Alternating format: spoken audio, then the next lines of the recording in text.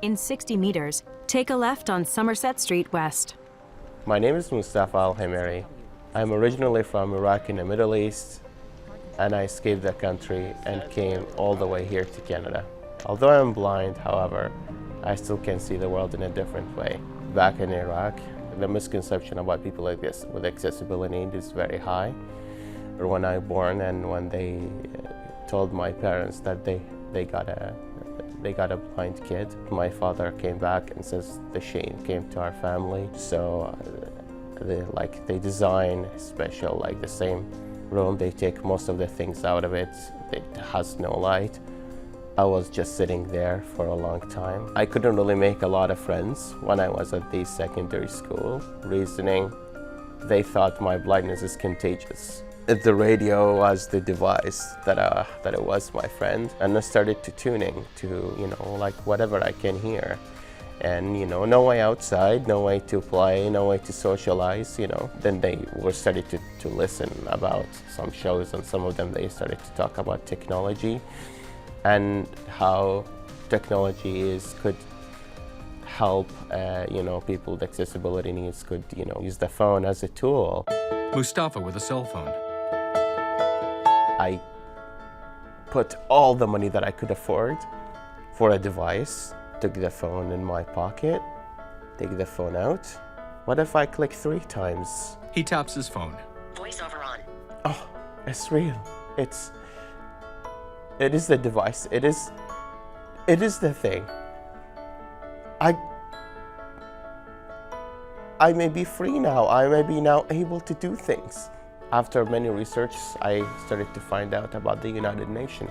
What if you travel to a different country and register with the United Nations? I said, well, let's give it a try. And when I landed in Turkey, I was using my ears. I didn't have a stick with me, so just walking in the street, then I started to be hit, and I started to feel the cars like. I say, yes, I got to the street. One guy, he just just took me, put me in the car, took whatever bag, like small baggage that I did have, throw it in the car, then start driving. And I had like the address for the United Nations paper in my hand. I arrived at the United Nations doors, and the first question they says, okay, where are your parents? Where are your family? And I said, I'm walking by myself. Tell us, how did you get here?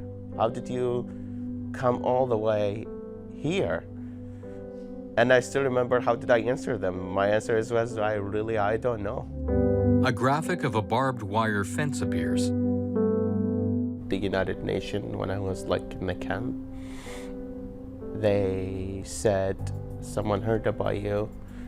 Canada is interesting to accommodate your file. Would you proceed with that? And he smiles. A map of Canada appears. I said, yeah, well, of course, let's do it.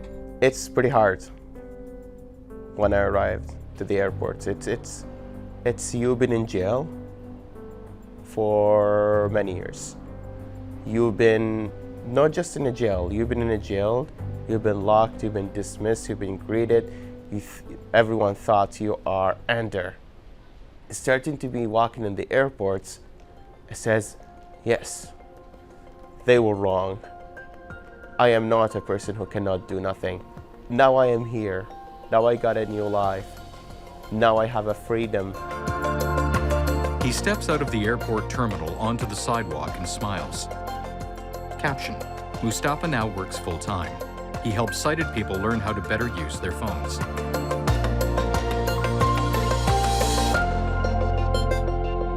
The CBC logo appears. Caption: CBC Ottawa.